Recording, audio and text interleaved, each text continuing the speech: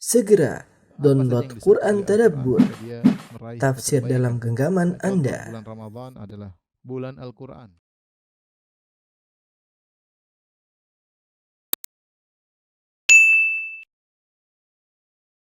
Bismillahirrahmanirrahim. Assalamualaikum warahmatullahi wabarakatuh. Alhamdulillahi ala ihsani wa syukru lahu ala taufiqihi wa amtinani. Asyhadu an la ilaha illallah wahdahu la syarika lahu ta'ziman li sya'nihi wa asyhadu anna Muhammadan abduhu wa rasuluhu da'ila ridwani. Allahumma shalli alaihi wa ala alihi wa ashabihi wa ikhwani. Hadirin dan hadirat yang dirahmati oleh Allah Subhanahu wa taala, kita lanjutkan bahasan kita tentang syarah rinci rukun iman. Dan kita masuk pada halaman 29 tentang adillatu tauhid ar-rububiyah, tentang dalil-dalil tauhid rububiyah. Ya. Dalil-dalil tauhid rububiyah. Dalil tentang tauhid rububiyah bisa kita bagi menjadi dua. Yang pertama adalah dalil-dalil tentang adanya Tuhan, adanya pencipta, ya, atau Tuhan, ya. Kemudian yang kedua adalah dalil-dalil tentang Tuhan tersebut esa, ya. Tersebut esa dalam penciptaan, pemilikan dan pemeliharaan, pemilikan dan pengaturan.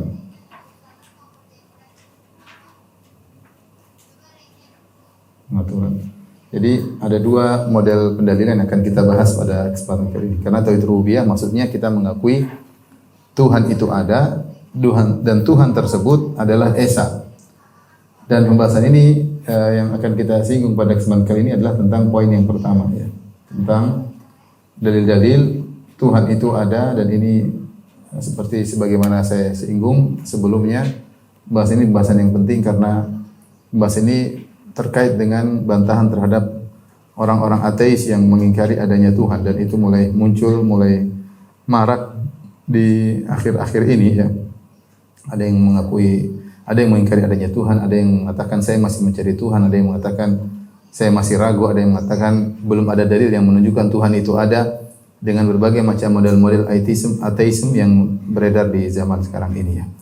Dan bahasan kita kali ini, ya, perlu konsentrasi, ya, diharapkan bagi para bapak dan ibu-ibu untuk konsentrasi dan butuh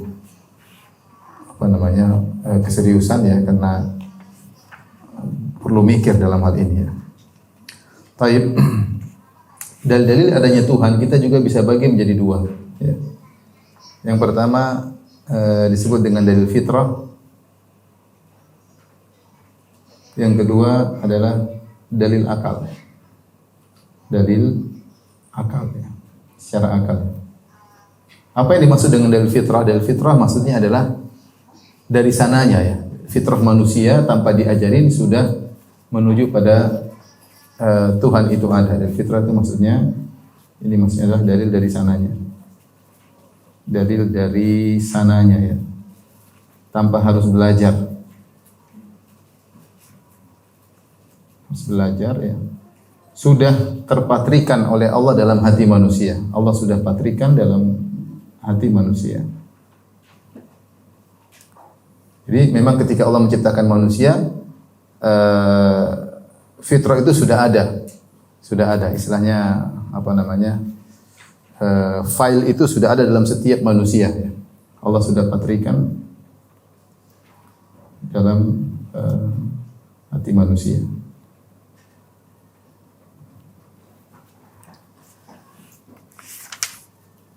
Baik, ikhwan dan akhwat yang hadirin subhanahu. Ini disinggung oleh Allah dalam surat Ar-Rum 30, kata Allah, "Fa'aqim wajhaka lid-dini hanifan fitratallahi allati fataran nasa 'alaiha." Maka hadapkanlah wajahmu dengan lurus kepada agama Allah. Tetaplah fitrah Allah yang telah menciptakan manusia, ya, menurut fitrah tersebut, ya. Jadi Allah telah menciptakan manusia dengan fitrah yang ada dalam dada mereka, ya.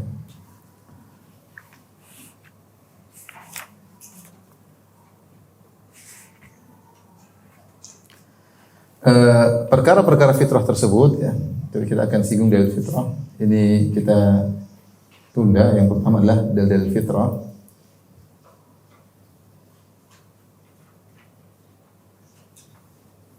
Kita bagi dua dalil fitrah ini ya. Fitrah pertama, fitrah mengenal pencipta atau mengakui keberadaan pencipta.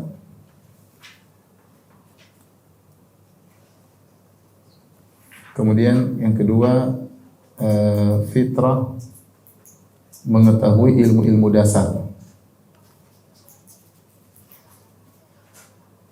Ilmu-ilmu dasar. Ini ilmu dasar yang saya katakan tadi tidak perlu dipelajari, tapi semua orang sudah mengetahui secara langsung ya. Di antara dalil bahwasanya Allah menjadikan manusia secara fitrahnya mengenal adanya Tuhan seperti sabda Nabi sallallahu alaihi wasallam, "Kullu mauludin yuladu 'alal fitrah." Kata Nabi sallallahu alaihi wasallam, "Kullu mauludin yuladu 'alal fitrah." Setiap manusia itu yang dilahirkan di atas fitrah, yaitu mengenal Tuhan. Ada fitrah untuk mengakui adanya Tuhan ya. Di atas Islam. Tetapi ternyata ketika fitrah tersebut tidak dijaga, fa abawahu yuhawidanihi, maka kedua orang tuanya menjadikan dia menjadi seorang Yahudi, au yunassiranihi, menjadikan dia seorang Nasrani, au yumajjisanihi, atau menjadikan dia menjadi seorang Majusi ya. Artinya fitrahnya bisa berubah, tapi asalnya kalau seorang dibiarkan di atas fitrahnya, dia akan mengakui keesaan Allah Subhanahu wa taala.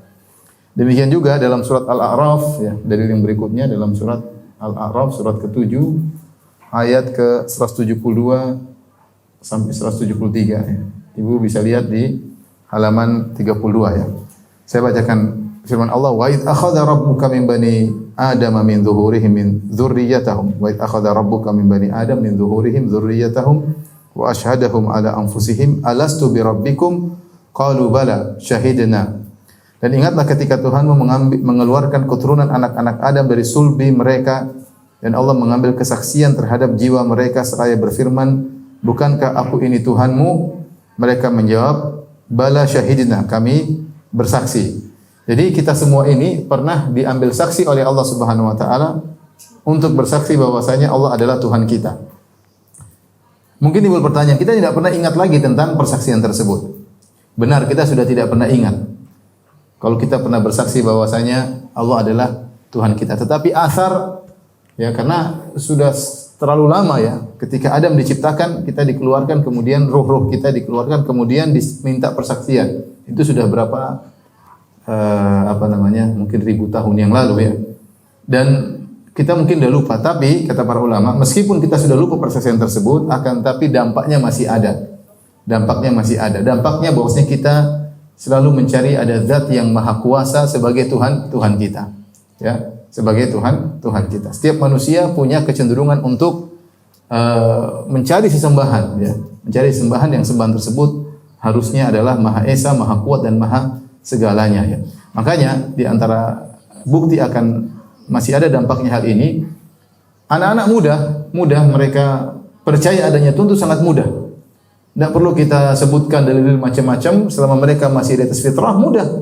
Ya, tahu-tahu mereka percaya sama Tuhan, tahu-tahu mereka berdoa kepada Allah Subhanahu wa taala tanpa harus kita jelaskan dengan susahnya. Lihat saja anak kita, lihat manusia secara umum, mereka percaya adanya Tuhan. Yang enggak belajar, yang belajar, yang nakal, yang enggak nakal, semuanya percaya ada Tuhan. Kenapa bisa demikian? Karena mereka pernah diambil saksi, meskipun persaksian tersebut mereka sudah lupa, tapi dampaknya masih ada.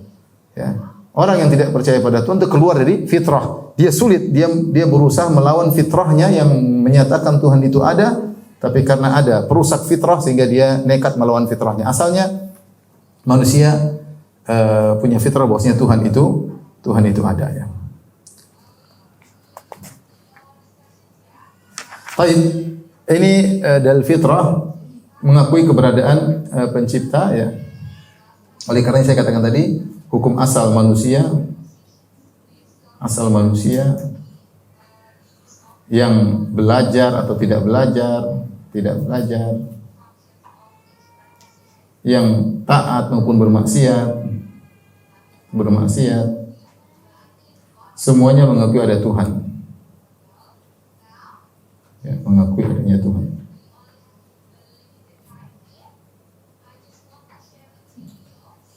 Semuanya mengakui adanya Tuhan.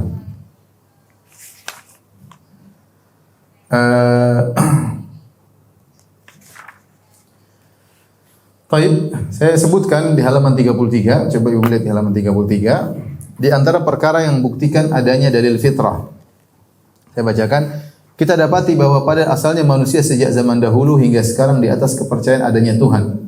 Adapun kalangan ateis, maka mereka hanyalah minoritas dan mereka muncul belakangan. Ya. Jadi asalnya manusia percaya sama Tuhan, ini menunjukkan fitrah mereka mengakui adanya Tuhan. Ateisme itu muncul belakangan. Ketika syahwat sudah mendominasi sehingga di antara mereka ada yang tidak mau percaya sama Tuhan supaya apa? Supaya bisa melampiaskan syahwatnya sesukanya. Atau mereka terkena syubhat-syubhat yang lain. Insyaallah akan kita bahas tentang macam-macam ateisme. Kemudian berikutnya di halaman 33, kita dapati di berbagai penjuru dunia, baik dari suku yang berbeda-beda, budaya yang berbeda-beda, lokasi yang berbeda-beda, serta generasi dari masa ke masa yang berbeda-beda. Namun kita dapati umumnya selalu ada tempat khusus dibuat tempat ibadah. Ya.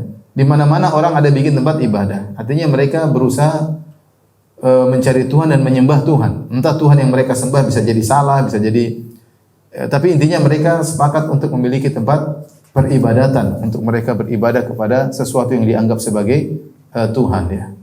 Bahkan keberadaan tempat untuk kuil ibadah tersebut terkadang lebih ada daripada adanya pasar, daripada adanya sekolah, daripada adanya rumah sakit. Kenapa? Karena secara umum mereka merasa kebutuhan untuk beribadah kepada sesuatu itu adalah perkara yang urgent. Ini kita dapati dalam berbagai lapisan masyarakat dengan berbagai macam generasi. Ini dalil bahwasanya fitrah Tuhan itu ada sudah maksudnya terpatri dalam dada-dada manusia.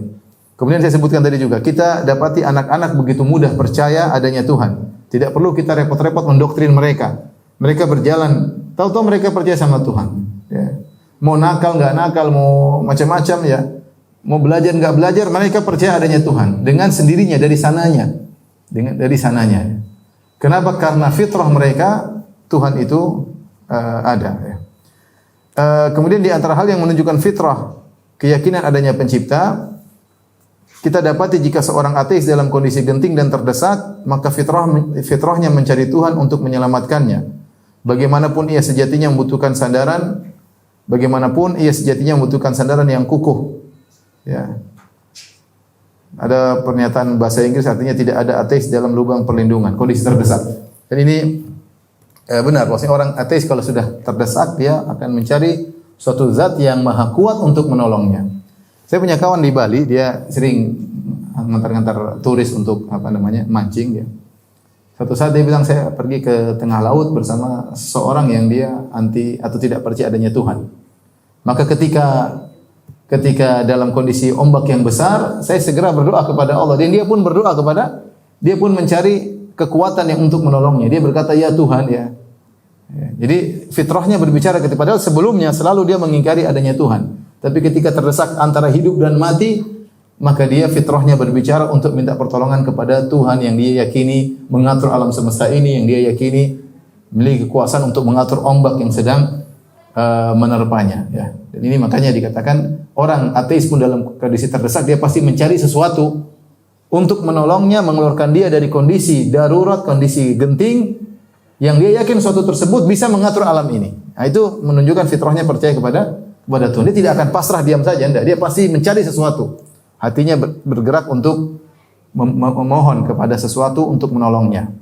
Ya. Demikian juga di antara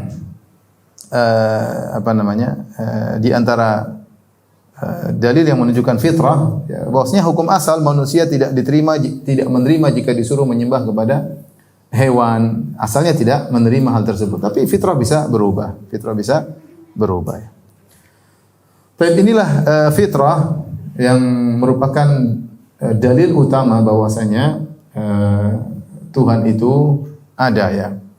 Kemudian pembahasan berikutnya, ya, bukti-bukti tentang dalil fitrah. Ini mungkin kita bikin subjudul di sini, ya. Bukti-bukti dalil fitrah. Jadi Perlu kita ingat fitrah itu maksudnya dari sananya, tidak perlu belajar tahu-tahu kita sudah memiliki pengetahuan tersebut tanpa belajar. Ya, berarti sejak kita lahir sudah ada file yang dipasang dalam diri kita. Tidak perlu kita belajar. Karena kalau kita belajar berarti bukan fitrah, berarti kita ilmu muktasab, ilmu yang kita cari. Maksud saya fitrah ini tidak perlu belajar, file sudah ada bagi setiap orang yang lahir, sudah filenya demikian. Yang pasang file tersebut siapa? Allah Subhanahu wa taala. Contoh di antaranya pembahasan tentang ilmu-ilmu dasar, namanya mabadi'ul ilmi ad-daruriyah. Ilmu-ilmu dasar, jadi ilmu itu ada dua.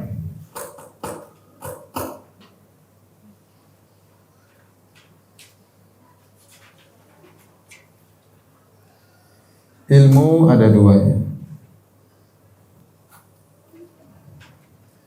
Yang pertama ilmu dasar, ilmu dasar.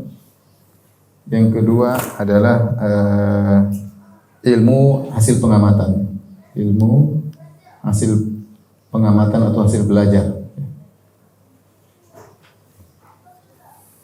Ilmu dasar ini yang kita katakan adalah ilmu berdasarkan fitrah. Berdasarkan fitrah. Pertama, dan dia merupakan landasan bagi ilmu pengamatan. Ia adalah landasan bagi ilmu pengamatan, bagi ilmu ini. Dia adalah landasan. Seandainya tidak ada ilmu dasar, maka kita tidak akan pernah mencapai suatu ilmu hasil pengamatan. Ya. Baik, contoh ilmu-ilmu dasar, lihat halaman 35, ibu-ibu, lihat 35.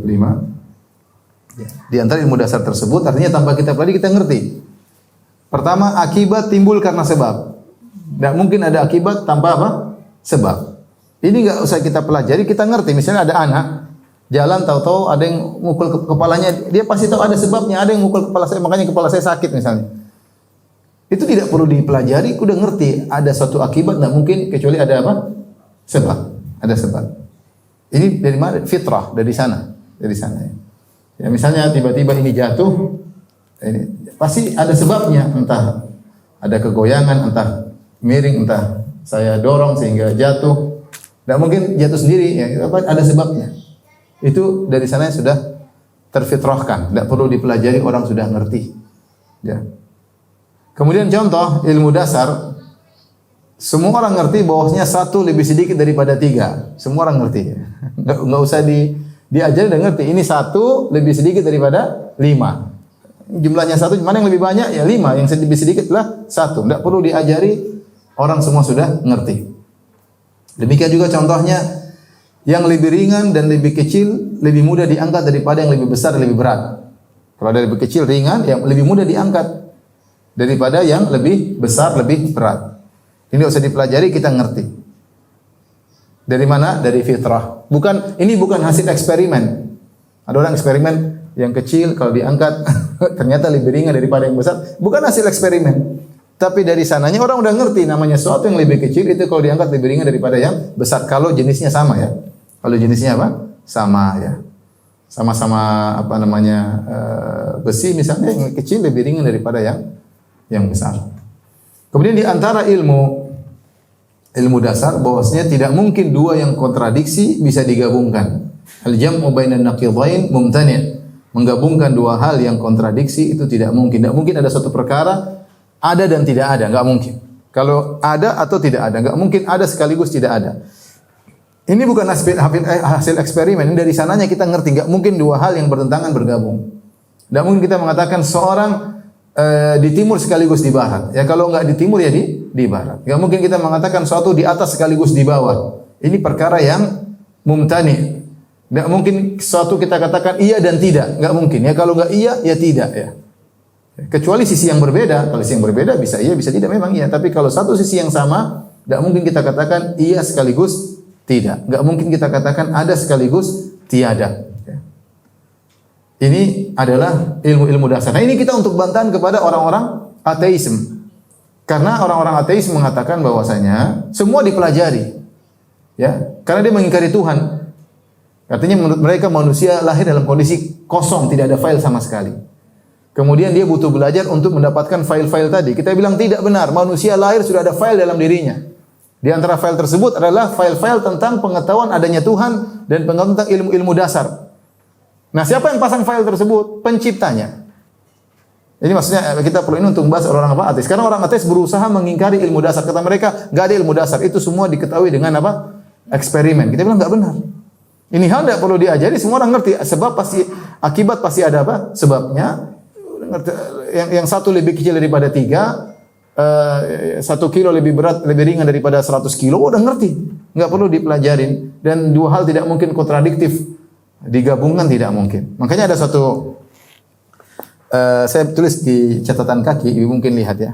Jadi orang-orang ateis berusaha mengingkari ilmu dasar tersebut, karena kalau dia mengakui ada ilmu dasar, maka ateisnya gugur. Dia harus berusaha untuk menanamkan bahwasanya manusia dilahirkan dalam kondisi filenya kosong. Ya, tidak ada sama sekali. Kita bilang enggak, sudah ada filenya. Nanti akan disebutkan banyak. Filenya bukan cuma file ini, banyak file-file yang lain yang memang Allah sudah pasang pada manusia yang menunjukkan penciptanya telah masang file tersebut. Makanya orang ateis berusaha mengingkari ilmu-ilmu dasar tersebut. Contohnya ada yang mengatakan alam ini tadinya tidak ada, lalu tiba-tiba ada tanpa pencipta. Ini enggak mungkin. Kalau kita sesuatu yang tidak ada tahu-tahu menjadi ada, enggak mungkin ya. Enggak ada. Oleh karenanya ada sempat klip tersebar di YouTube ya tentang seorang ateis, dia kalau tidak salah profesor fisika. Tapi dia mengingkari apa? Adanya Tuhan. Sampai dalam perdebatan dia mengatakan something from nothing. Sampai diketahui oleh mereka. Bagaimana sesuatu muncul dari sesuatu yang tidak ada. Dan itu sesuatu sangat melanggar aksiomatis ya. Ini namanya aksioma. Ilmu-ilmu dasar ini istilah mereka adalah sesuatu yang tidak bisa ditolak. Memang dari sananya seperti itu. Ya, mereka mengatakan sesuatu terjadi tanpa sebab. Sesuatu tiba-tiba ada dari sesuatu yang tidak ada. Ini enggak mungkin. Ini sudah namanya dalam bahasa namanya mukabarah, yaitu kesombongan. Sesuatu yang jelas-jelas benar dia berusaha menentang. Kenapa? Apa? Karena dia ingin memegang prinsip bahwasanya Tuhan tidak ada.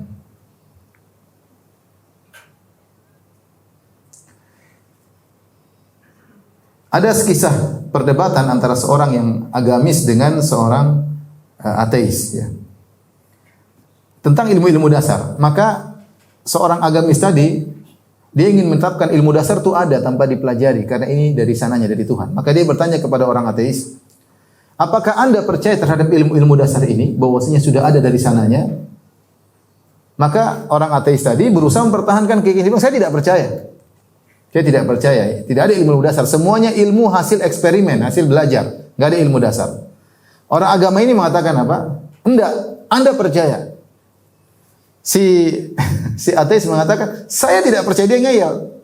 Orang yang agama juga mengatakan, enggak, kamu percaya. Dia berusaha mengatakan, kau percaya. Si orang ateis mengatakan, dia bantah. Gimana sih? Saya kan bilang, saya tidak percaya. Akhirnya orang agamais mengatakan, lihat, dalam perdebatan kita ini, kau percaya kepada ilmu dasar. Di antara ilmu dasar, tidak mungkin dua yang kontradiktif bisa digabungkan. Tidak mungkin kau percaya dan tidak percaya digabungkan. Tidak mungkin. Makanya ketika saya bilang, kau tidak percaya, kau percaya, kau bantah. Kau bilang, saya percaya. Seandainya kalau ilmu dasar ini tidak ada, harusnya kau tidak membantah perkataan saya. Antum paham atau tidak? Saya ulang ya. Di antara ilmu dasar kita kan mengatakan tidak boleh menggabungkan dua hal yang kontradiktif. Antara iya dan tidak, percaya tidak percaya, enggak mungkin. Nah, orang ateis ini dia ingin berusaha menolak ilmu-ilmu dasar, enggak ada ilmu. Sampai mereka berusaha, siapa yang bilang bahwasanya lebih kecil lebih ringan daripada yang lebih besar itu cuma relatif kata dia. Menurut kamu, menurut saya belum tentu. Ya. Siapa bilang kontradiksi tidak bisa digabungkan itu menurut kamu, menurut saya belum tentu. Jadi berusaha menolak ilmu-ilmu dasar supaya menyatakan bahwasanya Tuhan tidak ada. Maka ketika terjadi perdebatan tersebut, orang yang beragama tadi mengatakan, kamu percaya kepada ilmu-ilmu dasar. Kata dia, saya tidak percaya. Enggak, kamu percaya. Enggak, saya tidak percaya. Dia ngeyel. Ketika dia ngeyel, dia ingin membantah orang tersebut, karena orang tersebut berusaha menggabungkan antara dua hal yang kontradiktif, antara percaya dan tidak percaya, maka dia bantah. Seharusnya kalau dia mengingkari ilmu dasar, ketika dibantah, dibilang kamu percaya, dia terima saja. Karena bisa tergabung dua hal yang berkontradiktif, berlawanan. Mudah-mudahan paham. Baik. Nggak usah ketemu orang ateis, nggak usah debat sama mereka. Semoga dapat hidayah gitu aja. Masuk neraka sana, bukan urusan saya. Baik, yang kedua di antara bukti-bukti fitrah seperti nilai-nilai akhlak. Nilai-nilai akhlak. Lihat halaman 36. Saya sebutkan di sini, manusia dengan berbagai macam modelnya di belahan bumi ini, baik Soviet maupun Ukraina ya, maupun Eropa maupun Barat, semua percaya bahwasanya membunuh orang tidak bersalah itu akhlak yang buruk. Ya atau tidak? Enggak usah diajari. Bahwasanya mengambil barang orang lain tanpa izinnya, mencuri itu adalah akhlak yang buruk. Tidak perlu diajari. Ini ilmu fitrah. Enggak usah duduk di SD bahwasanya mencuri barang, orang sudah tahu itu enggak benar. Ini nilai akhlak ini terpatri dalam diri seorang dari sananya.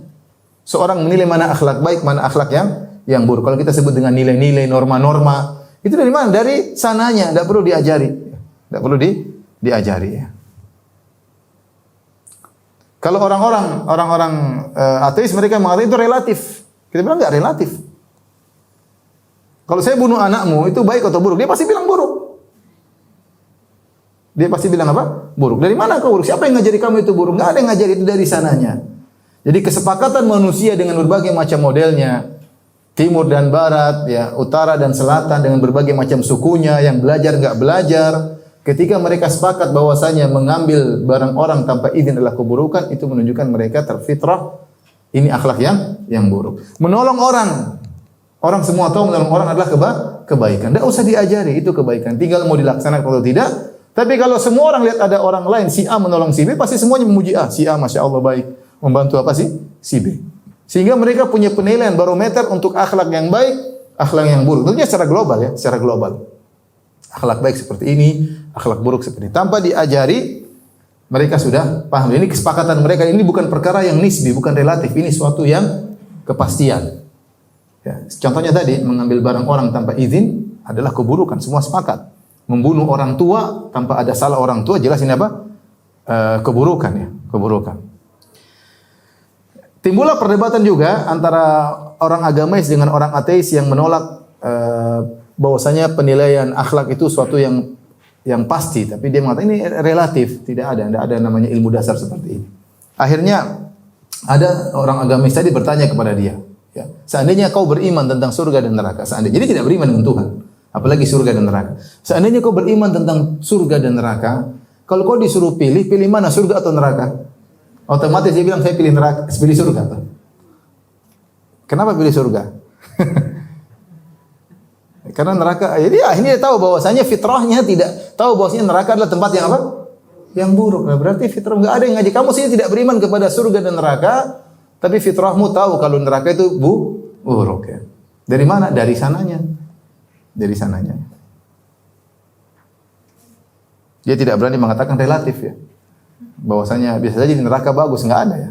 Semua sepakat. Tapi di antara bukti-bukti fitrah yang ketiga misalnya lihat halaman 37 insting ya. Insting atau naluri ya. Naluri ya. Banyak ya hal-hal yang menunjukkan bahwasanya ini sudah dari sananya, baik manusia maupun hewan ya. Saya sebutkan contoh-contohnya. Ini enggak perlu dipelajari. Tahu-tahu sudah ada filenya dalam diri seseorang ya. Ya, di antaranya manusia laki-laki secara naluri umumnya bersyahwat kepada wanita. Ya. Sudah jelas ya, kalau perempuan ketemu laki-laki ya pasti ada stromnya ya. Dari mana stromnya yang pasang? Allah Subhanahu wa taala kan. Enggak usah diajari. Enggak ada yang kata laki-laki ini perempuan, ini cantik, ini begini-begini, hendaknya kau tertarik kepada dia. Enggak perlu. Tahu-tahu ketemu strom, selesai. Dari mana? Dari sananya. Bukan cuma manusia, hewan. Ada sapi jantan, lihat sapi betina, dia pasti tertarik. Sementara ada akhwat yang cantik, sapinya enggak tertarik. Dia tertarik kepada sapi sejenisnya. Dari mana? Karena filenya seperti itu yang Allah pasang pada dirinya. Udah. Seperti itu. Ini enggak perlu dipelajari ya. Bagaimana ketertarikan lawan jenis dari sananya. Kalau robot ya susah gimana, kecuali harus diprogram dulu ya. Tidak mungkin tiba-tiba. Makanya aneh adanya ketertarikan, ada syahwat dari mana coba? Kalau bukan dari Allah Subhanahu wa taala. Ini dalil bahwasanya fitrah ada, itu hal-hal yang sudah dipasang pada makhluk tanpa harus dipelajari. Siapa yang pasang? Allah Subhanahu wa taala. Ini bantahan telak kepada orang ateis yang mengatakan Tuhan tidak ada, semua dengan belajar. Enggak bisa, gitu. Ini dari sananya. Sebaliknya justru ada seorang, ini hukum asal ya, seorang melihat ibunya, dia tidak tertarik sama ibunya. Tapi kalau dia melihat wanita yang bukan ibunya, dia tertarik. Kenapa bisa demikian? Ya ini dari sananya seperti itu. Kita sama adik, sama ibu enggak, mungkin terkadang terlihat sebagian aurat ibu, sebagian aurat adik, kakak, kita enggak ada ketertarikan. Tapi kita melihat tetangga, tertarik. Kenapa bisa demikian? Dari sananya seperti itu. Dari sananya seperti itu. Apa itu namanya? Fitrah. Fitrah bisa berubah ya. Saya bilang fitrah, orang yang percaya Tuhan enggak percaya Tuhan bisa berubah. Orang yang kelainan seksual juga bisa berubah, itu bisa, tapi hukum asalnya tidak. Hukum asalnya ketertarikan kepada lawan jenis. Kemudian contoh lagi, ilmu dari sananya. Seorang bayi yang baru lahir, belum bisa melihat, belum bisa mendengar. Tahu-tahu ibunya kasih puting susunya, langsung dia sedot. Yang ngajarin dia sedot siapa coba? Seandainya satu profesor satu dunia ngumpul ngajarin anak bayi ini untuk melakukan suatu kegiatan, tidak bakalan mampu. Seluruh profesor dunia ngumpul ngajarin anak ini, kamu harus begini, kamu harus begini. Enggak ada yang bisa ngajarin. Seandainya dia lahir dalam kondisi kosong, siapa yang ngajarin? Kamu nanti kalau ada puting sedot ya. Siapa yang ngajarin? Enggak ada. Enggak bisa, dia enggak ngerti. Tetapi ketika dia lahir, dia langsung bisa nyedot. Dari mana? Allah yang kasih seperti itu. Ini ada Tuhan ketika dia sudah dipasang file tersebut. Dia tidak pernah belajar sebelumnya. Tidak pernah melihat sebelumnya. Dia tidak bisa melihat, tidak bisa mendengar. Tidak ada ilmu. Tahu-tahu dia bisa nyusu sama ibunya, menunjukkan memang sudah dipatrikan dari sananya. Demikian juga hewan-hewan banyak sekali. Bagaimana burung-burung bisa lebah, bisa langsung lahir, langsung bisa bekerja tanpa ada belajar sama sekali. Ini semua bagaimana hewan-hewan diajari untuk pertahankan hidup. Ya. Kenapa tidak ada pikiran dalam dia mati lebih baik daripada hidup? Kenapa hewan-hewan tidak pilih mati? Dia kenapa pilih hidup? Ada instingnya, dia pertahankan hidup. Harus cari makan ya. Berarti ada fitrah bahwasanya hidup itu lebih baik daripada apa? Pada mati. Sehingga dia mempertahankan kehidupannya. Lihat bagaimana singa yang begitu garang membunuh hewan lain, tapi begitu sama anaknya dia sayang sama. Kenapa tidak jahat sama anaknya? Dari sananya Allah kasih fitrah seperti itu. Bagaimana seorang ibu bisa begitu cinta kepada anaknya ya? Ya, dia sayang sama anaknya, kemudian dia bersabar mengandung sang anak, kemudian dia sabar dalam mengurus sang anak dari sananya. Dari sananya. Ini namanya fitrah, hidayah ammah. Kalau bahasa istilah syar'inya al-hidayah al-ammah. Yang kata ketika Fir'aun bertanya kepada Nabi Musa, "Famar rabbukuma ya Musa?" Siapa Tuhan kalian berdua wahai Musa dan Harun? Qala rabbuna alladhi a'ta kulla syai'in khalqahu thumma hada. Tuhan kami adalah yang memberikan petunjuk, yang memberikan bentuk kejadian kepada segala sesuatu, kemudian memberinya petunjuk. Petunjuk itu namanya insting. Yang dari sananya Allah telah berikan kepada makhluk-makhluk. Allah berfirman dalam surat An-Nahl, "Wa auha rabbuka ilan nahli an ittakhidhi minal jibali buyutan wa minasyajari wa mimma ya'rishun." Kami wahyukan, maka Rabb mewahyukan kepada lebah, ya jadikanlah gunung-gunung sebagai tempat tinggalmu, kemudian pohon-pohon dan dari bangunan-bangunan bikin rumah-rumah di situ. Tsumma kuli min kulli thamarati, kemudian makanlah dari setiap buah-buahan. Fasluki subula rabbiki dzulula. Ya. Dan tempuhlah jalan Tuhanmu yang telah dimudahkan bagimu. Lihat lebah. Dari mana dia lahir, dia sudah pintar. Langsung sudah pintar bagaimana cara bikin. Langsung lebah itu kan berbagai macam model. Langsung dia tahu pekerjaannya masing-masing. Tidak ada yang mengajari ya. Hewan itu kan gimana mau ajari, susah ya. Tapi sejak lahir sudah ada insting untuk mencari nafkah, model dia seperti itu ya. Seperti itu ya, dari sana ya. Baik, ini adalah dalil fitrah. Kemudian kita akan bahas tentang dalil akal yang kedua ya. Setelah ini. Gawin.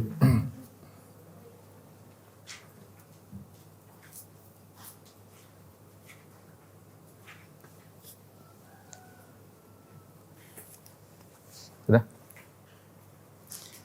Baik, berikutnya kita akan bahas dalil-dalil akal yang menunjukkan adanya Tuhan.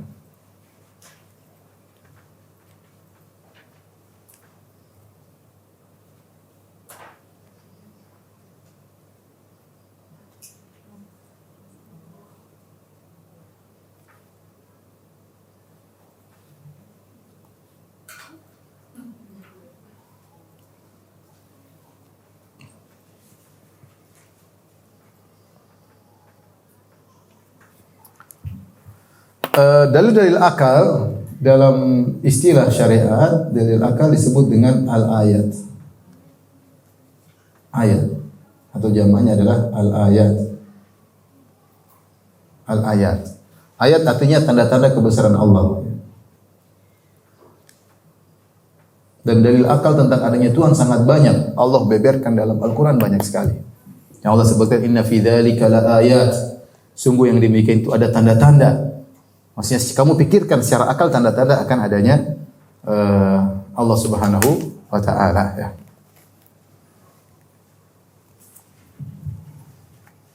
Menunjukkan adanya Tuhan, tanda-tanda kebesaran Allah itu menunjukkan adanya Tuhan sekaligus ya, kebesaran Tuhan tersebut, keagungan Tuhan tersebut. Dan itu banyak, saya sebutkan ayat-ayat yang lihat halaman 40 catatan kaki. Allah mengatakan la ayatin liqaumi yaqilun ya. Inna fi khalqis samawati wal ardi wa ikhtilafil laili wan nahar, sungguhnya penciptaan langit dan bumi, pergantian silih berganti siang dan malam. Wal fulki allati tajri fil bahri, kemudian kapal yang berlabuh di atas lautan. Wa ma anzalallahu minas sama'i ma'in, Allah turunkan hujan dari langit, dengan hujan tersebut Allah tumbuhkan tumbuhan. Kemudian wabatha fiha min kulli dabba, Allah tebarkan berbagai macam hewan. Wa tasrifir riyah was sahabi al musakhkhari baina samai wal ard, kemudian bagaimana angin yang dijalankan oleh Allah, kemudian bagaimana awan antara langit dan bumi. Semua itu la ayatin liqaumi yaqilun, adalah tanda-tanda akan adanya Tuhan dan akan agungnya Tuhan bagi orang yang berakal. Benar ya, bagaimana bisa berjalan, maksudnya bagaimana bisa berjalan dengan sendirinya? Ya, langit dan bumi dengan begitu megahnya, pergantian siang dan malam, dan semua ini menunjukkan ada yang mengaturnya. Baik.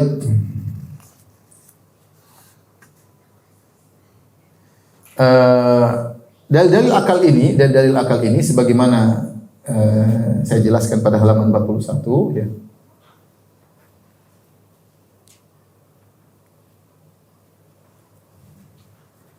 Dalil akal ini disebut dengan ayat-ayat, kemudian dalil akal ini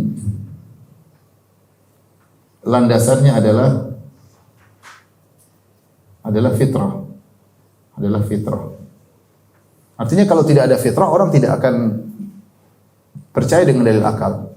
Ya, fitrah itu yang menjadikan akal kita berjalan sehingga kita percaya. Jadi landasan dari dalil akal adalah dalil fitrah. Seperti ilmu dasar, ilmu dasar, sebab akibat ya, misalnya sebab akibat. Kemudian misalnya tidak mungkin merajihkan satu tanpa sebab, tarjih biduni murajjih mumtani ya. Tidak mungkin merajihkan sesuatu tanpa sebab.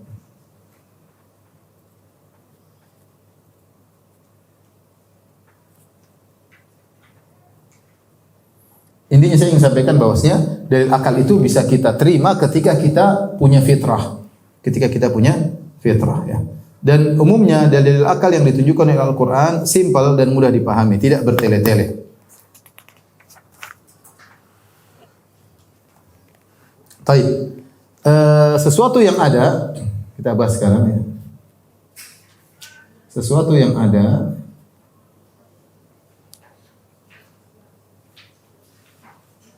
dua model ya. Yang terlihat, yang tidak terlihat. Yang terlihat dan tidak terlihat ya. Yang tidak terlihat namanya gaib.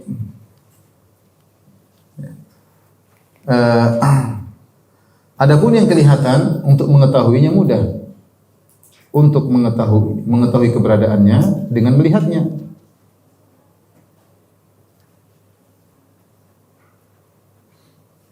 Dengan melihatnya.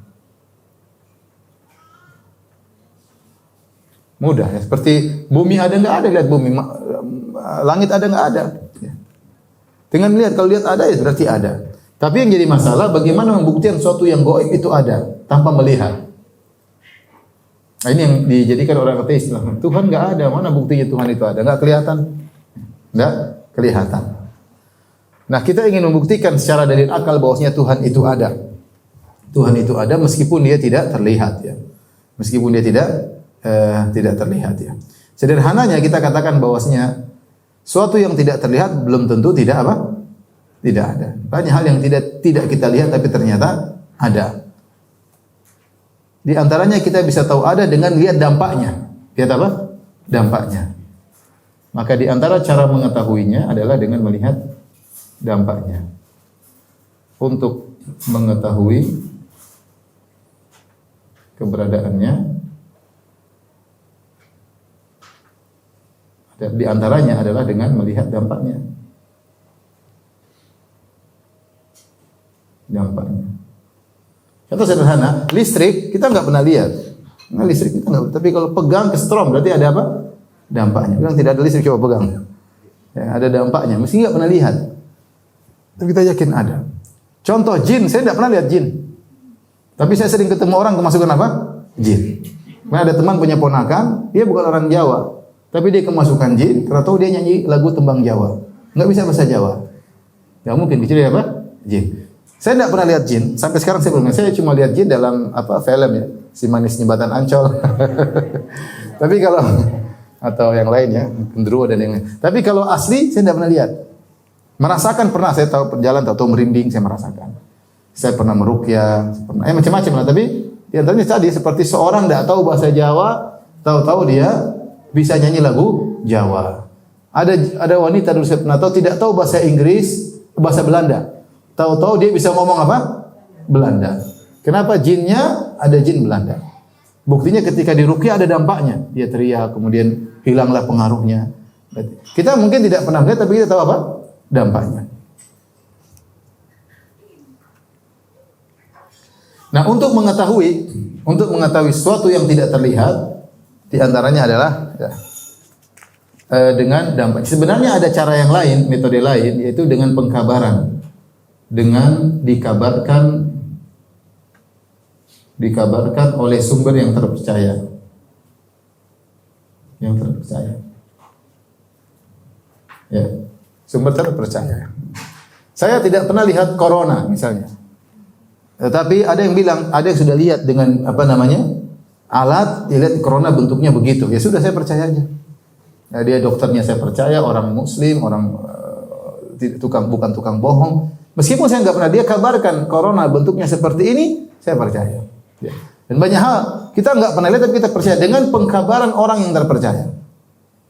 Kita bicara tentang Tuhan, kita ada orang kita percaya Nabi Muhammad SAW. Jadi apa yang dia kabarkan kita imani.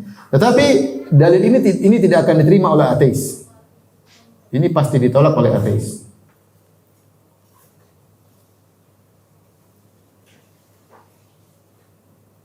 Dia tidak mau terima dengan model dia. Yang kita perlu diskusi sama dia adalah dengan dalil ini. Ini yang perlu didiskusikan. Dalil bahwasanya dampak keberadaan Allah, bahwasanya Allah itu ada dengan melihat dampaknya. Dengan melihat dampaknya. Jadi kita akan bahas pada kesempatan kali ini tentang ini, tentang dalil adanya Allah dengan apa? Dengan melihat dampaknya. Dampak adanya Allah. Saya akan bahas di lembaran berikutnya.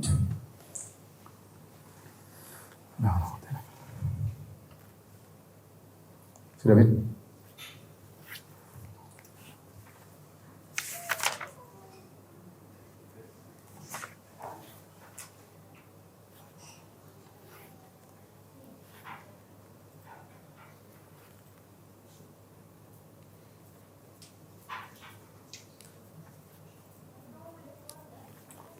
ditinjau dari dampaknya.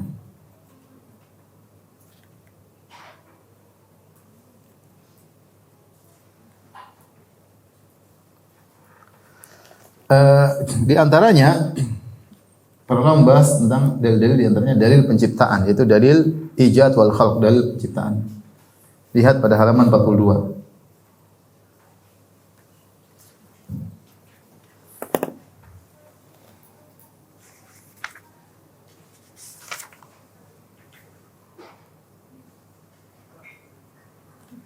Kita melihat semua banyak benda-benda yang tadinya tidak ada menjadi ada. Pohon yang tadinya tidak ada kemudian bisa menjadi ada. Banyak hal, manusia yang tadinya tidak ada menjadi ada. Hujan yang tadinya tidak tahu turun hujan. Kita lihat dari sesuatu yang tidak ada menjadi ada, pasti ada yang mengadakan. Ya. Sesuatu, kaedahnya ini kaedah. Sesuatu yang tidak ada lantas menjadi ada,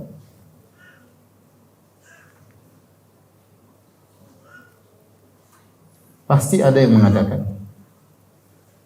Pasti ada yang mengadakannya. Ini apa namanya? Sederhana, dan ini diantara metode yang mudah. Baju nggak mungkin tiba, pasti ada yang jahit.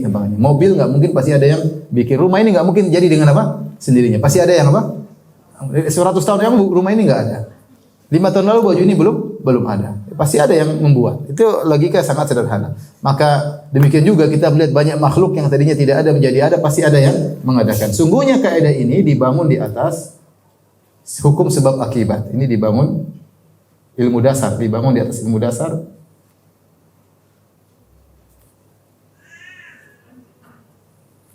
Sebab akibatnya. Artinya nggak mungkin ada akibat ini kecuali ada sebabnya ya. Ini sangat apa namanya? Sangat mudah ya. Dia akan kita bahas syubhat mereka suatu saat insyaallah. Ketika dia mengatakan, "Ustaz, kalau suatu yang ada pasti ada yang mengadakannya, terus Tuhan siapa yang mengadakannya?" Syubhat mereka. Tadi kita bahas. Kita kaidahnya bukan itu, ingat kaidahnya bukan setiap yang ada pasti ada yang mengadakan, bukan. Kaidah kita setiap sesuatu yang tidak ada kemudian jadi ada, pasti ada yang mengadakan. Bukan setiap yang ada pasti ada yang mengadakan. Beda ya. Bukan saya bilang setiap yang ada pasti ada yang mengadakan, tapi saya mengatakan setiap yang tidak ada terus menjadi ada, pasti ada yang mengadakan. Karena kalau tidak ada yang mengadakan, harusnya dia tetap pada hukum asalnya tidak ada. Ketika dia tadinya tidak ada, kemudian jadi ada, pasti ada yang mengadakan. Nanti adapun masalah tersebut akan kita bahas ya. Ada syubhat-syubhat ateis yang menunjukkan bahwasanya semuanya ini pasti ada yang mengadakan sampai pada titik terakhir yang tidak ada yang mengadakan dia sudah ada sejak awalnya, dialah namanya Tuhan. Kalau tidak ada sesuatu yang ada sejak awalnya, maka semua ini tidak akan ada. Dia harus kembali kepada titik awal, sesuatu yang ada dari sananya, bukan ada yang mengadakannya.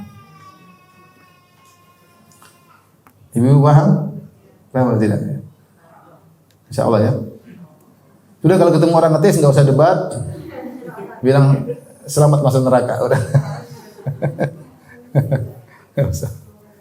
Tapi ini semua kita terkadang orang-orang yang terkena syubhat ateis, orang sekitar kita dengan adanya medsos, dengan adanya baca yang macam-macam, sehingga terkadang orang dekat kita yang terkena syubhat ateis. Maka kita butuh mengetahui secara dasar ya.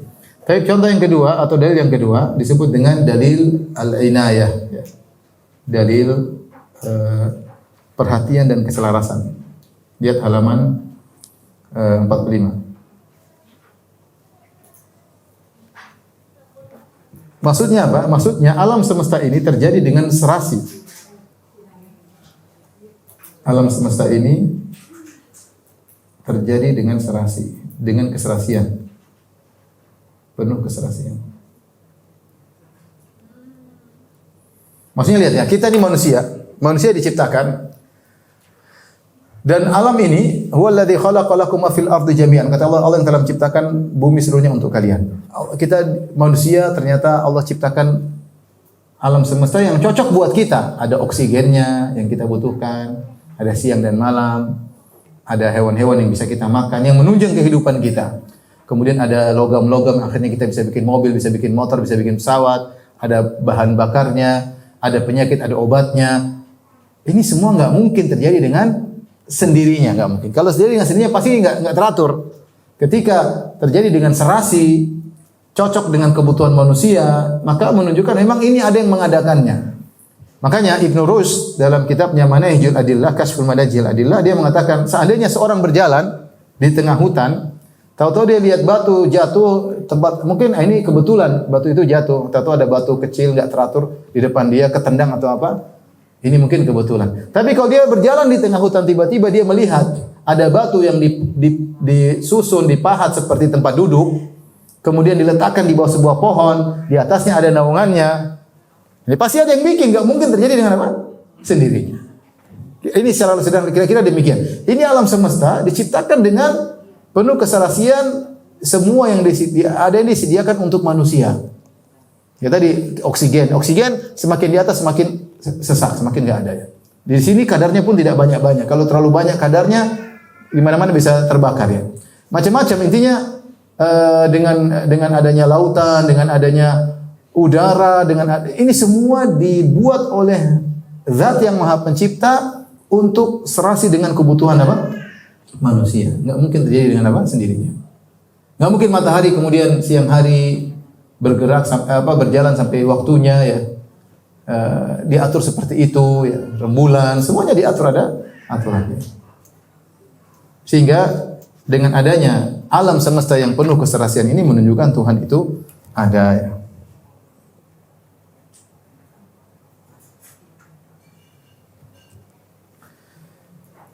Allah sebutkan dalam surat An-Naba, alam naj'al arda mihada wal jibala autada, tidakkah kami jadikan bagi engkau bumi yang sebagai hamparan, wal jibala autada, gunungnya sebagai pasak.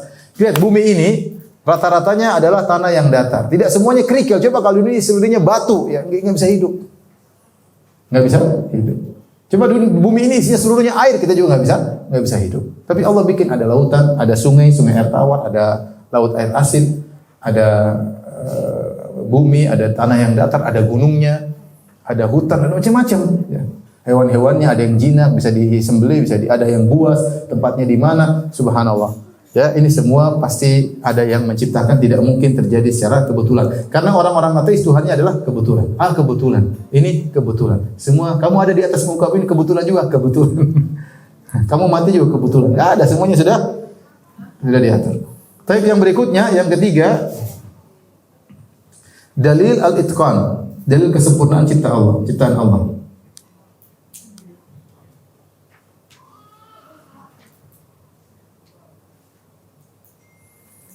Artinya apa?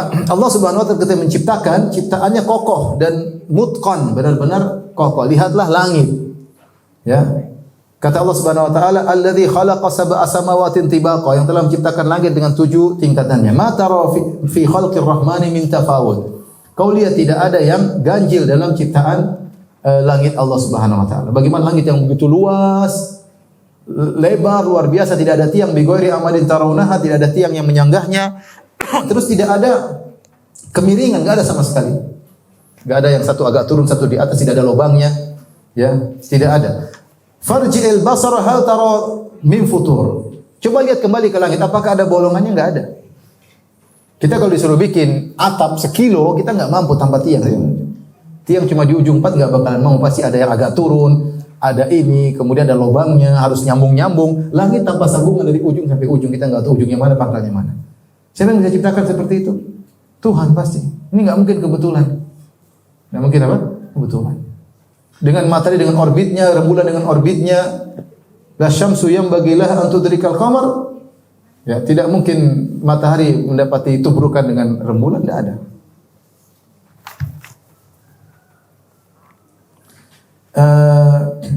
Tidak usah jauh-jauh. Kita lihat makhluk Allah Subhanahu wa taala, lihat makhluk manusia. Wa fi anfusikum afala tubsirun. Pada diri kalian tidak kalian lihat bagaimana diri kalian? Lihat tubuh kita, ada, tanya para dokter lah, ada jantungnya, ada paru-parunya, ada mata saja ada sarafnya dengan berbagai macam saraf untuk seperti kabel-kabel lah, ibarat kabel untuk mengenal warna merah, warna ini. Kalau ada saraf yang rusak, kabel yang putus jadi buta warna.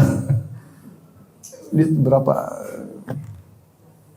Ya, jadi ini luar biasa manusia ini penuh dengan kehebatannya. Nggak usah kita bicara manusia ya. Lihat aja lalat. Lalat binatang yang hina tapi sempurna. Allah ciptakan sempurna. Allah mengatakan, ya ayuhan nas, duriba mathalun fastami'u la. Innal ladzina tad'una min dunillahi la yakhluqu dzubaban walau ijtama'u la.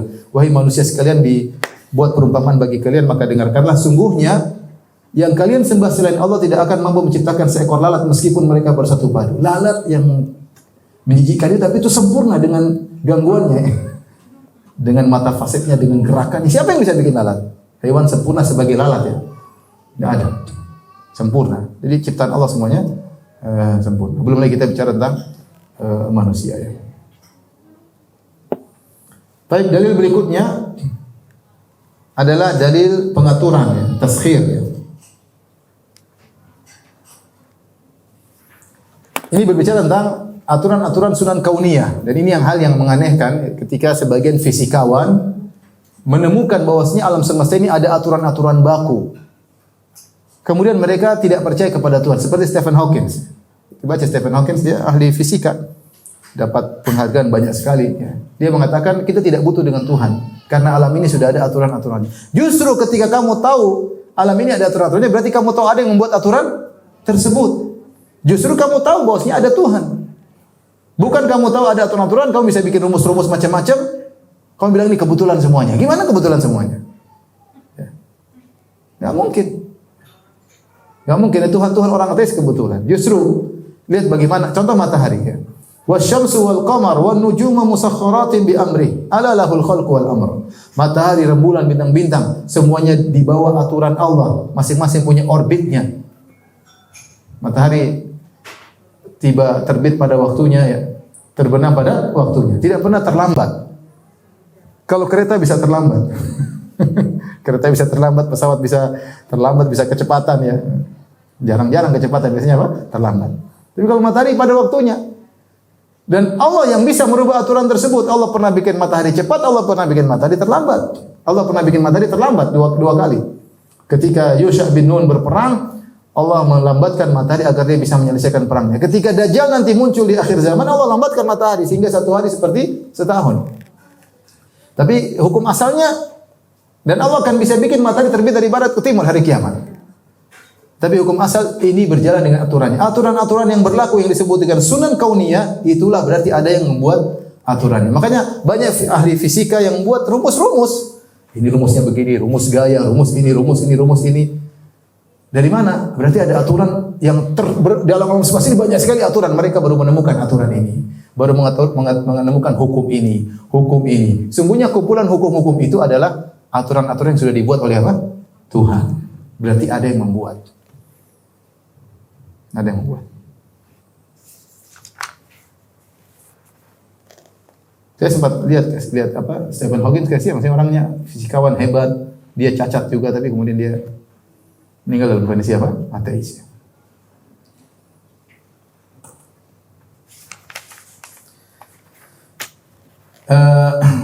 Sehingga sebagian fisikawan mereka, contohnya mereka berusaha, misalnya ingin menunjukkan alam terjadi dengan sini, mereka bikin namanya teori-teori. Antara teori bintang kembar, dua bintang bertemu, satunya meledak, satunya jadi pusat orbit, satunya mengorbit di bintang yang tidak meledak tersebut. Atau apa namanya, teori apa namanya, bintang apa? Meledak apa? Apa namanya istilahnya?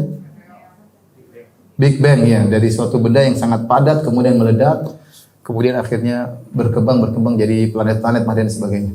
Baik, itu teori kita nggak semuanya hipotesa, dugaan. Kalaupun itu benar, timbul pertanyaan. Yang bikin bintang dua kembar siapa yang dari awalnya terserah meledak yang mana, tapi yang datangkan sumber pembuatannya siapa? Teori Big Bang kalau kita benarkan, siapa yang mendatangkan benda yang sangat padat tersebut sebelum dia meledak? Apa dari tidak ada menjadi tiba-tiba ada? Something from nothing, dari mana seperti itu? Tapi di antara dalil tentang adanya Tuhan namanya dalil takhsis, yaitu dalil pengkhususan.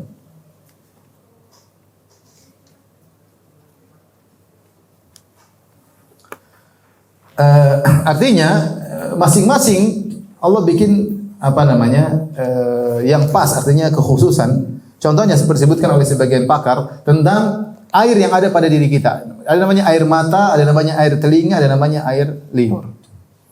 Air mata disebutkan dia agak asin. Agak asin supaya apa? Supaya bermanfaat ya. Menjaga kondisi mata agar tetap stabil. Protein pengikat lemak itu sendiri membuat agar menjaga kelembaban mata agar tetap utuh. Makanya air mata agak apa? Agak asin. Air telinga agak pahit. Merupakan, saya nggak pernah rasa ya, cuma ini merupakan hasil, lihat di Google ada. Ini merupakan hasil sekresi dari kelenjar-kelenjar dalam telinga bersifat basah dan lengket. Ini ada hewan masuk nggak jadi karena nggak enak, pahit dia keluar ya. Air mulut rasa tawar. Kalau dia asin kita nggak bisa merasakan enaknya coto ya. Tapi karena dia tawar kita bisa tahu coto ini enak. Kalau kita asin susah atau pahit susah kita merasakan apa? Berbagai macam. Karena maksudnya lihat semuanya air tapi air di sini rasanya beda, air di sini rasanya beda, air di sini rasanya beda. Kenapa bisa spesifik begitu? Berarti ada Tuhan yang menspesifikkan. Namanya dalil taksis. Tidak mungkin terjadi dengan sendirinya ya. Allah menjadikan air laut asin. Kenapa air tawar tidak asin? Ya, air laut asin sehingga memang dibutuhkan ada hewan-hewan semua ada air tawar. Air laut ketika naik kemudian menguap jadi air tawar. Ini semua namanya taksis. Menunjukkan ada yang mengkhususkan ini bentuknya begini, ini bentuknya begini, ada laki-laki, ada perempuan. Kalau laki-laki bentuknya begini, perempuan bentuknya begini, jantan begini, betina begini. Perbedaan bentuk-bentuk ini dengan apa namanya? Stabil itu menunjukkan ada Tuhan. Kalau Tuhan tidak ada, amburadul ya. Tahu-tahu orang melahirkan, tahu-tahu satu kadang-kadang lahir anaknya punya hidungnya di telinga, hidungnya di kepala, atau tahu-tahu punya tanduk dua, tidak stabil. Kalau kebetulan, harusnya cuma sekali-sekali kebetulan jadi manusia baik. Mungkin anak lahir kedua, jadi lahir monyet, anak lahir ketiga, jadi lahir kambing ya. Tapi ketika stabil, manusia dengan sifat manusianya, hewan dengan sifat menunjukkan ada yang mengatur semuanya. Paham ya Ibu? Masih ada waktu? Masih ada. Tinggal dua lagi. Berikutnya, namanya dalil jamal, dalil keindahan. Ada perkataan seorang pakar yang teologi yang bernama Clark H. Pinnock ya, dia pernah berkata, cara terbaik menghadapi ateisme adalah dengan melihat keindahan yang Tuhan ciptakan. Tidak usah pakai debat-debat logika. Gini aja, kalau kamu bilang tidak ada Tuhan, semua terjadi dengan evolusi, dengan istilah-istilahmu, maka seharusnya terjadi dengan sampai kadar keperluan saja. Kadar keperluan saja. Contohnya bagaimana? Contohnya manusia yang penting hidup. Berarti dengan evolusi jadilah laki-laki perempuan. Tapi kenapa ada yang cantik? Kenapa harus cantik? Kalau sekedar tujuannya yang penting ada jalannya kehidupan, tidak harus ada namanya kecantikan. Kalau yang penting ada oksigen, ya sudah ada oksigen manusia bisa. Tapi kenapa ada aroma ini, aroma ini ya? Berarti Tuhan berarti ada yang sengaja membuat aroma tersebut, yaitu Tuhan yang menciptakan dengan tujuan. Artinya kita ingin bantah orang ateis, makanya kalau semua terjadi kebetulan tidak perlu ada penyempurna ini. Yang penting kehidupan jalan. Paham tidak Ibu? Paham ya? Seperti itu. Kalau perlu cuma ada matahari, ya sudah yang penting matahari ada. Kenapa ada sunset, ada sunrise? Indah kita lihat. Kenapa kalau yang penting ada bunga? Kenapa harus ada bunga yang berwarna-warni? Ada bunga jingga, bunga ini, bunga macam-macam ya. Keindahannya. Itu berarti ada Tuhan yang menciptakan keindahan. Allah sebutkan, inna zayyana sama dunya bi zinatil kawakib. Contoh, langit kalau perlu cuma langit, tidak perlu bintang, tapi Allah indahkan langit dengan apa? Bintang-bintang. Sebenarnya langitnya sudah cukup. Tidak perlu ada bintang, tapi Allah kasih bintang. Kenapa? Karena Allah memang menciptakan alam ini dengan keindahan. Inna ja'alna ma'alal ardi zinatan laha. Kami jadikan keindahan di atas muka bumi. Linabluwahum untuk menguji kalian. Bahkan hewan-hewan. Kata Allah, walakum fiha jamalun hina turhinu wa hina tasrahun. Sungguhnya pada hewan-hewan ada keindahan ketika kalian bawa ke kandang, ketika kalian bawa ke tempat penggembalaan. Hewan-hewan juga ada keindahannya. Jadi di antara bantahan yang mudah bagi mereka, kita bilang kalau Tuhan tidak ada, maka semua terjadi hanya cukup pada kebutuhan primer. Kalau primer sudah terpenuhi, tidak perlu ada evaluasi berikutnya. Ketika ternyata yang ada di alam semesta ini bukan cuma yang primer-primer saja, ada kamaliyat, ada keindahan-keindahan. Ada keindahan alam, ada keindahan ini, hewan-hewan yang indah, kemudian manusia yang indah, ada aroma-aroma yang menarik, banyak hal yang merupakan keindahan menunjukkan di situ ada Tuhan yang menciptakan. Yang terakhir adalah dalil mukjizat ya.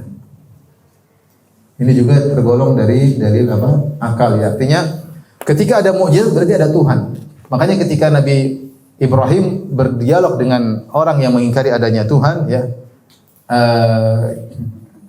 Alam tara alladhi haja Ibrahim fi rabbih an atahu Allahul mulk id qala Ibrahim rabbi alladhi yuhyi wa yumiit qala ana uhyi wa umiit qala Ibrahim fa inna Allaha ya'ti bisyamsi minal masyriq fa'ti biha minal maghrib fa buhita alladhi kafar. Tidakkah kau lihat bagaimana seorang yang Allah berikan kerajaan, yaitu Raja Namrud, yang dia sombong dan angkuh dengan kerajaan tersebut, ketika dia mengaku adanya Tuhan, dia berdiskusi dengan Ibrahim. Kata Ibrahim, kau Tuhan, saya juga punya Tuhan. Tuhan saya bisa menghidupkan dan mematikan. Kata sang raja, saya juga bisa menghidupkan dan mematikan. Bagaimana caranya? Kata dia, ini dua orang, saya sudah vonis dia akan dihukum mati. Tapi yang satunya saya bebaskan, satunya saya bunuh. Berarti yang satu saya hidupkan, satu matikan. Ini Tuhan Bahlul, bukan gitu maksudnya. Maksudnya itu orang sudah mati dihidupkan. Kamu bisa enggak? Tapi dia tahu, dia ngeles. Dia bilang, ini dua orang saya sudah hukum mati.